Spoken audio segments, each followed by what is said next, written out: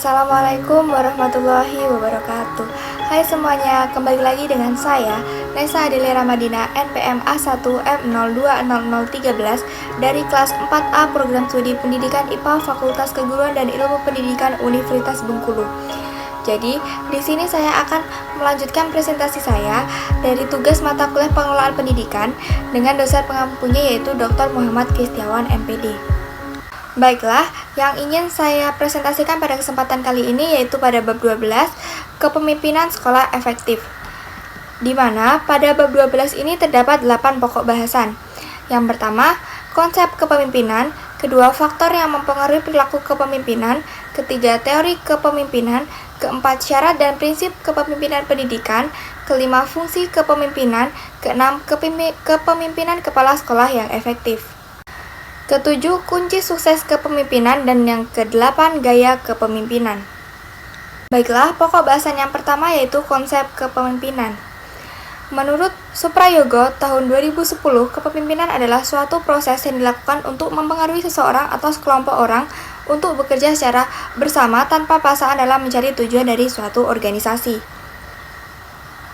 Priyansa tahun 2014 dalam halaman 186 menyebutkan bahwa kepemimpinan kepala sekolah yang efektif adalah kepemimpinan yang mampu memberdayakan seluruh potensi yang ada di sekolah dengan optimal, sehingga guru, staf, dan pegawai lainnya ikut terlibat dalam pencapaian tujuan dan sasaran yang telah ditetapkan sekolah. Menurut Said, tahun 2010 halaman 329, unsur-unsur di dalam kepemimpinan adalah sebagai berikut. 1. Proses memberi arahan. 2. Memberi motivasi.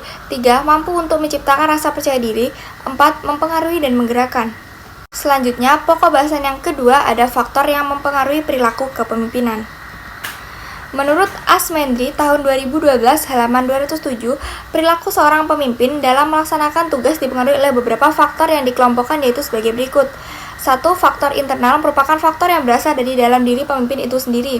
Misalnya, pengertiannya tentang kepemimpinan, nilai atau hal yang dikejar dalam kepemimpinan, cara orang menduduki pangkat kepemimpinan, pengalaman dalam kepemimpinan, dan sebagainya.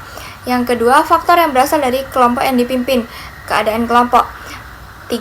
Faktor lembaga yang dipimpin seperti jenis dan tujuan sekolah. 4.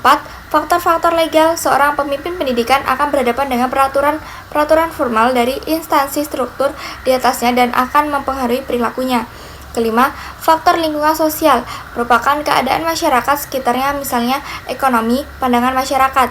Keenam, faktor perubahan dan pembaharuan dalam teori dan bidang pembaharuan atau bidang pendidikan seperti perubahan kurikulum, kemajuan iptek. Selanjutnya, pokok bahasan yang ketiga ada teori kepemimpinan. Teori kepemimpinan pada umumnya berusaha menerangkan faktor-faktor yang memungkinkan munculnya kepemimpinan atau sifat atau bakat alam yang dimiliki pemimpin. Teori tersebut menurut Said tahun 2010 halaman 365 adalah sebagai berikut. Yang pertama, teori orang terkemuka, kedua, teori lingkungan, ketiga, teori pribadi dan situasi, keempat, teori interaksi dan harapan, dan yang kelima, teori humanistik. Selanjutnya, pokok bahasan yang keempat ada syarat dan prinsip kepemimpinan pendidikan.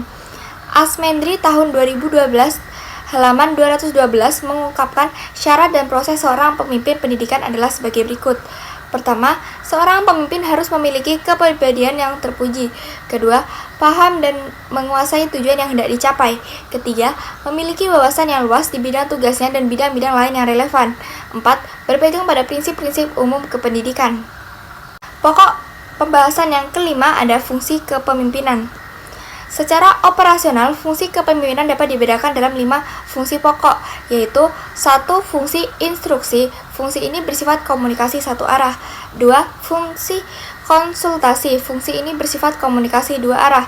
3. Fungsi partisipasi. Dalam fungsi ini, pemimpin berusaha mengaktifkan orang-orang yang dipimpinnya. 4. Fungsi delegasi. Fungsi ini dilaksanakan dengan memberikan pelimpahan wewenang. Dan yang kelima, fungsi pengendalian.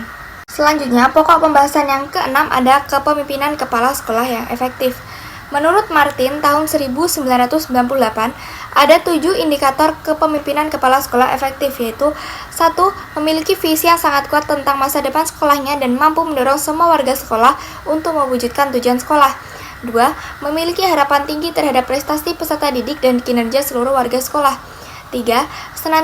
Senantiasa memprogramkan dan menyempatkan diri untuk mengadakan pengamatan terhadap berbagai aktivitas guru dan pembelajaran di kelas serta memberikan umpan balik. 4. Mendorong pemanfaatan waktu secara efisiensi dan merancang prosedur untuk meminimalisasi stres dan konflik negatif. 5. Mendayagunakan berbagai sumber belajar dan melibatkan seluruh warga sekolah secara kreatif, produktif, dan akuntabel. 6. Memantau kemajuan peserta didik baik secara individual maupun kelompok, serta memanfaatkan informasi untuk mengarahkan perencanaan pembelajaran. Yang ketujuh, melakukan evaluasi dan perbaikan secara berkesinambungan. Selanjutnya, pokok bahasan yang ketujuh ada kunci sukses kepemimpinan. Menurut Mulyasa, tahun 2013 ada 10 kunci sukses kepemimpinan kepala sekolah, yaitu mencakup 1. Visi dan misi yang utuh, 2. Tanggung jawab, 3. Keteladanan, 4. Memberdayakan staf, 5. Memberdayakan orang lain, 6. Memberikan layanan prima, 7. Mengembangkan orang, 8. Memberdayakan sekolah, 9. Fokus pada peserta didik, dan 10. Manajemen yang mengutamakan praktik. Karakteristik pemimpin yang sukses. 1. Semangat kerja, yaitu punya keinginan sukses, energi yang tinggi, punya inisiatif. Kedua, kejujuran dan integrasi pribadi, jujur, dapat dipercaya dan terbuka. Ketiga, kepemimpinan dan motivasi, yaitu memiliki semangat untuk berusaha mempengaruhi staf untuk mencapai tujuan yang telah ditetapkan. Keempat, kepercayaan diri, memiliki kepercayaan akan kemampuan sendiri. Kelima, kemampuan kognitif, memiliki inteligensi yang tinggi, kemampuan mengintegrasikan dan menerjemahkan sejumlah informasi. 6. Pengetahuan bidang bisnis, memiliki pengetahuan dunia industri, khususnya hal-hal teknis yang relevan. Ketujuh, kreativitas, yaitu memiliki sifat originalitas dalam bertindak. Kedelapan, fleksibilitas, kemampuan beradaptasi dengan kebutuhan bawahan dan situasi yang dihadapi. Selanjutnya, pokok bahasan yang terakhir atau yang ke-8 yaitu gaya kepemimpinan. Menurut Asmendri tahun 2012, halaman 211, ada 4 gaya kepemimpinan, yaitu sebagai berikut. 1. Tipe otoriter, merupakan pemimpin yang membuat keputusan sendiri karena kekuasaan terpusatkan dalam diri satu orang. Ia memikul tanggung jawab dan wewenang penuh. Kedua, demokratis, merupakan pemimpin yang berkonsultasi dengan kelompok mengenai masalah yang menarik perhatian mereka serta mereka dapat menyumbangkan sesuatu. Ketiga, kendali bebas atau laissez-faire, merupakan pemimpin memberi kekuasaan pada bawahan, dapat mengembangkan sasarannya sendiri dan memecahkan masalah sendiri. Keempat, tipe pseudo-demokratis.